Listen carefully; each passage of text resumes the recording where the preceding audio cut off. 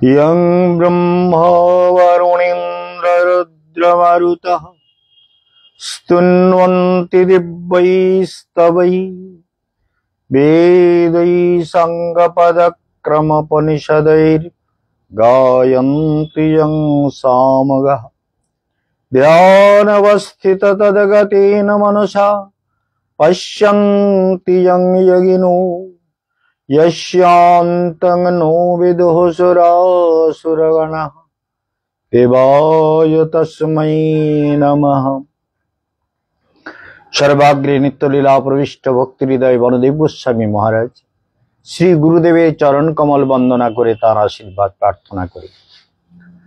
अमर कथा फेसबुके एवं यूट्यूबे जारा अमर कथा श्रवण करछेन समस्त दूर दूरान्तेर वैष्णव बृंद भक्तमंडली वैष्णव समाज विद्वान समाज मातृशक्ति सबाइके जानाई आमार हार्दिक अभिवादन। आज 14 डिसेम्बर विशेष कथा बलार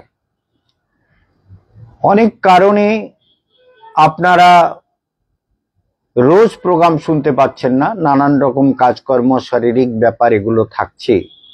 আজকে শনিবার, आगामी शनिवारे किन्तु कालसर्प दोष काटाबार दिन।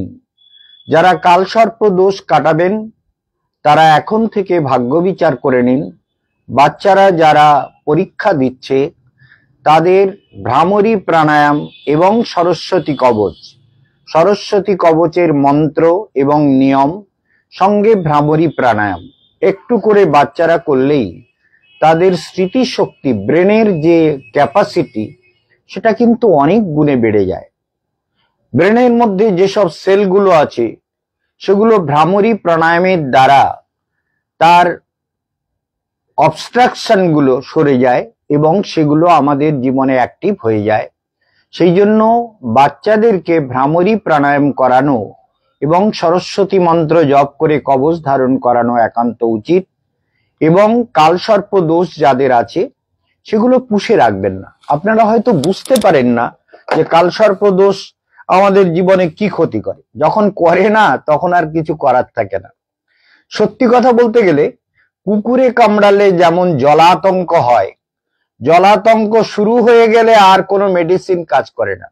এই জন্য কুকুরের যে বিষটা সেটা হচ্ছে রেবিজ, সেই রেবিজটাকে নষ্ট করতে গেলে কুকুর কামড়ানোর পরেই যদি ইনজেকশন নেওয়া যায় তাহলে ওই বিষটা নষ্ট হয়ে যায়। সেই জন্য মানুষের জীবনে অনেকগুলি ব্যাপার থাকে, সেগুলো অবশ্য রূপে মনে রাখা দরকার যে এই জীবনটা কিন্তু ভগবানের দেওয়া, আর জগৎটা বীরভোগ্যা বসুন্ধরা। পৃথিবীকে যাদের মন কালসর্প দোষ যাদের আছে তাদের জীবনে কতগুলো দোষ দেখবেন। একটা তো অত্যন্ত জেদি হয়, ক্রোধী হয়, ডিপ্রেশনে ভোগে, হতাশা তৈরি হয়, মানসিক শান্তি নষ্ট হয়, কনফিডেন্স নষ্ট হয়। যা কালসর্প দোষের বিভিন্ন প্রকার ভেদ আছে, সেই প্রকার ভেদে বিভিন্ন রকমের ফল হয়। যেমন কাউকে আমি দেখেই বললাম যে তো পুরো নার্ভের রুগী হয়ে গেছে। নার্ভের রুগী যেটা হয়ে গেছে সেটাকে কিন্তু কন্ট্রোল করতে গেলে তখন আমরা বলি নার্ভের ডাক্তারকেও দেখান আর কবচ নিয়ে কবচের নিয়মগুলো পালন করান, কারণ ওর ভেতরে পুরো সিস্টেমটা কালসর্প দোষ মানে বরবাদ করে দিয়েছে।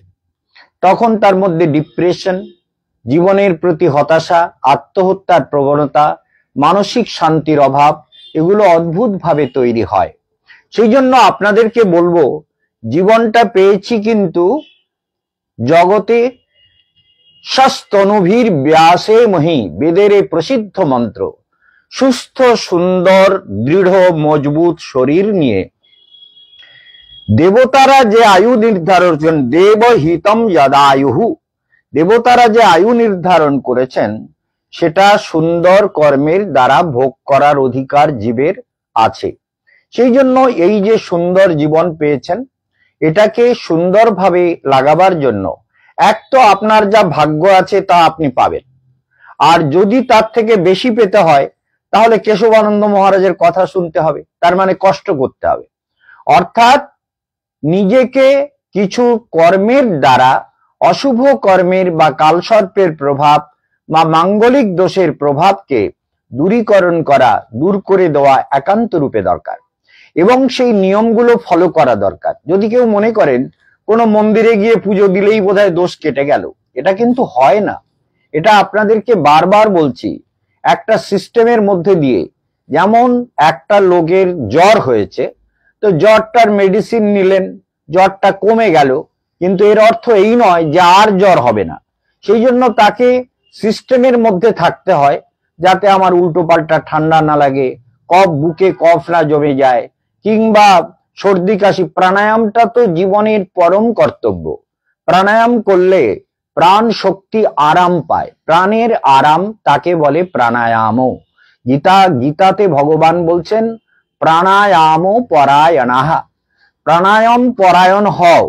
প্রাণায়াম করলে জানবেন বুকে কফ জমে না। আমার কত রকম প্রবলেম জীবনে এসছে, কিন্তু আমি সেগুলো প্র্যাকটিক্যাল ওভারকাম করেছি, আর সেগুলো প্রাণায়ামের মাধ্যমে।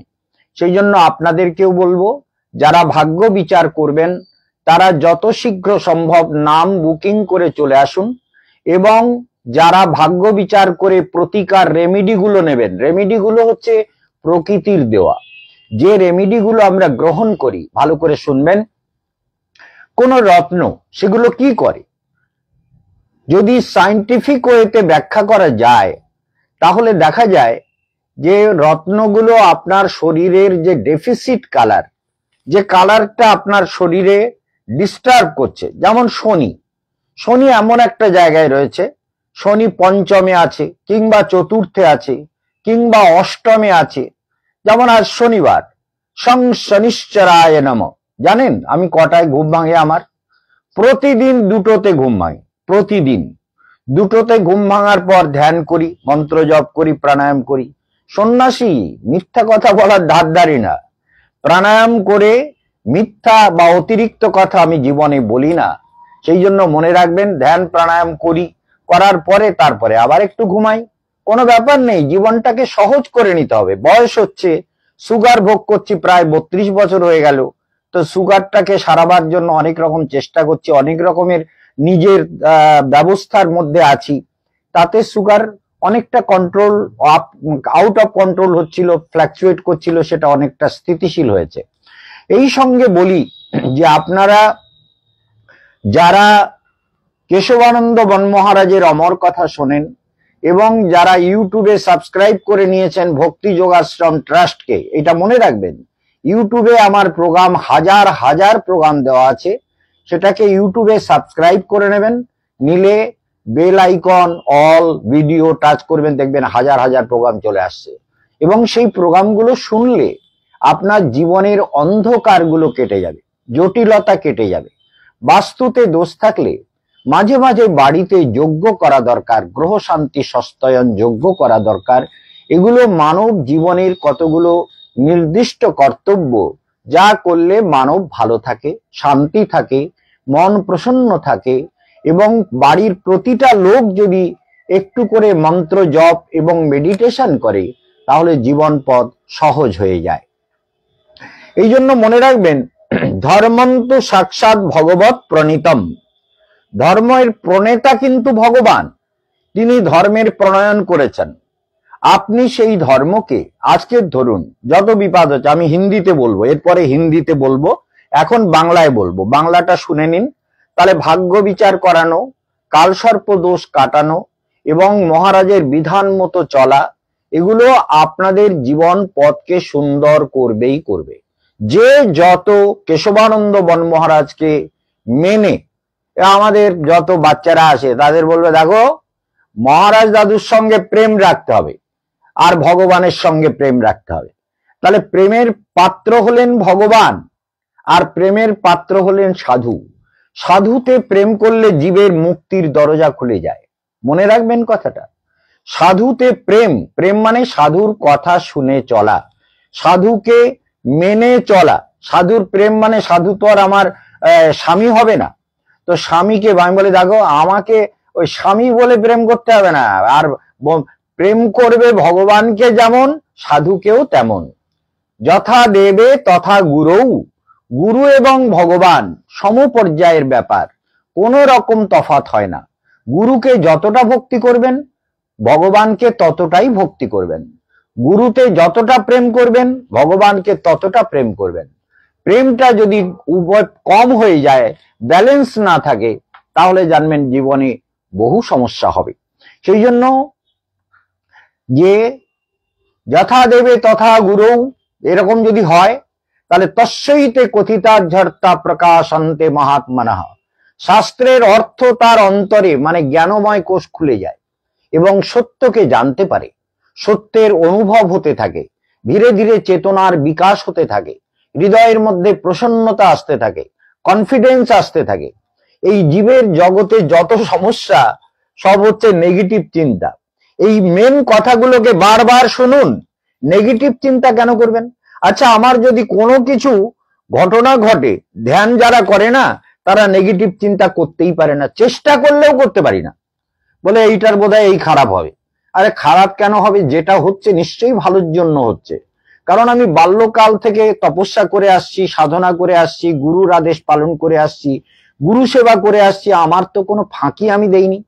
তাহলে আমার জীবনে খারাপ কেন হবে? নেগেটিভ কিছু হওয়ার সম্ভাবনাই নেই। কথাটা মনে রাখবেন, নেগেটিভ কিছু হতেই পারে না।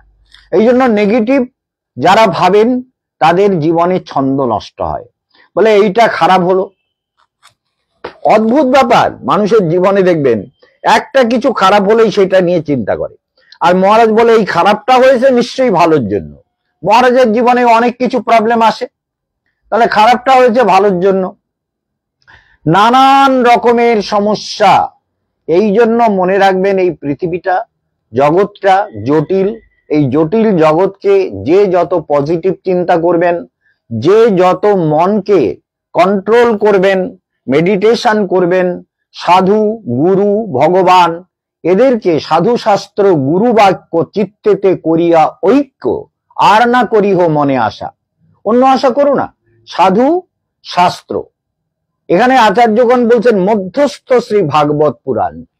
আমি যেটা বললাম আর শাস্ত্রে যেটা বলল আর গুরু যেটা বলল, দুটোর মাঝখানে কিন্তু শাস্ত্র। শাস্ত্র তস্মাৎ শাস্ত্র প্রমাণন্তে কারিয়া কার্য ব্যবস্থিত। অর্থাৎ কি করণীয় নয় সেটা শাস্ত্র প্রমাণের দ্বারা সেটা কিন্তু নির্ধারিত হবে। সেই জন্য যারা ভাগ্য বিচার করবেন তারা অবশ্য রূপে অনলাইনে করাতে পারেন। অনলাইনে করালেও আমরা পাঠিয়ে দেব এবং ফোনে যা জিজ্ঞাসা করবেন সব উত্তর পাবেন। এছাড়া যারা এখানে আসছেন তারাও ভাগ্য বিচার করবেন। আমাকে তো মনে রাখবেন, আগামী 15 এবং 16 ডিসেম্বর আমাকে কিন্তু পাবেন না। এই 15 এবং 16 জানুয়ারি, 15-16 জানুয়ারি আমাকে পাবেন না। তারপরে 20 জানুয়ারি থেকে একদমই পাবেন না, এইটা মনে রাখবেন। কারণ 20 জানুয়ারিতে আমি বৃন্দাবনে যাব, তার টিকিট হয়ে আছে, সেই জন্য আপনাদের জানিয়ে দিলাম। এছাড়া ব্রজধাম পরিক্রমার যে নির্ধারণ হয়েছে সেটাকে আমরা বসে বসে ক্যালকুলেশন করছিলাম যে 36 দিনে ভক্তদের থাকা খাওয়া পরিক্রমা ব্রত পালন নিয়ম বিধি বিধান এর জন্য মাথা পিছু আমি সেদিন বলছিলাম যে ওটা 24,000, কিন্তু ওটাকে 25,000 করতে হবে। না হলে আজকাল কি হয়েছে বলুন তো, ঘরের ভাড়া এবং অন্যান্য সবকিছু, গাড়ি ঘোড়া যাতায়াত সবকিছু অনেক সমস্যা হয়েছে। বড় গাড়ি সব জায়গায় ঢুকতে পারে না। এই জন্য অনেক নতুন নতুন জায়গা দেখাবো। সেই জন্য পরিক্রমাটা হবে 9,500 টাকা। শুধু পরিক্রমা যারা করবেন তার ডেট আপনাদের জানিয়ে দেব। শুধু পরিক্রমা করে যারা ফিরবেন তাদেরকে এখান থেকে নিয়ে যাওয়ার জন্য লোক এসে নিয়ে যাবে। কিন্তু ব্রত শুরু হবে 5ই অক্টোবর থেকে। 3রা অক্টোবরে যাত্রার দিন, আর 5ই নভেম্বরে বৃন্দাবনে গীতা মহাযজ্ঞ হবে, আর 6ই নভেম্বর আপনারা কলকাতায় ব্যাক করবেন। সেদিন বৃহস্পতিবারের ট্রেন, আপনারা অনায়াসে চলে আসবেন শুক্রবারের দিন সকালবেলা। বৃহস্পতিবার সন্ধ্যেবেলা ট্রেন 6:30টায়, আর শুক্রবারের সন্ধ্যেবেলায় কলকাতায় পৌঁছাবেন। সেই জন্য সমস্ত ভক্তদের জানিয়ে দিলাম পরিক্রমা সম্পর্কে একটা আইডিয়া। অনেকেই বলছেন যে আমাদের নাম লিখে রাখুন। নাম লেখাবো আমি বৃন্দাবনে গিয়ে যখন প্রোগ্রাম করব, তখন বৃন্দাবনের যে নাম্বারগুলো থাকবে সেই নাম্বারে আপনারা নাম লেখাতে ভুলবেন না। নাম এবং ফোন নাম্বার অ্যাড্রেস দিয়ে দেবেন। আর বেশিরভাগ ভক্ত তো আমাদের পরিচিত, যারা যাবেন বলে নির্ধারণ করছেন, তারা বলছেন আমাদের নামটা লিখে রাখুন।